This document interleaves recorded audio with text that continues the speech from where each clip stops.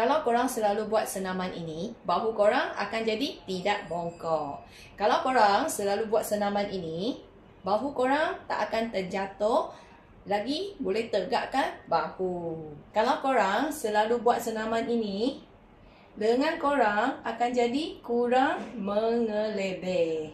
Kalau korang selalu buat senaman ini, belakang korang akan rasa kurang sakit dan semakin kecil belakang badan kita.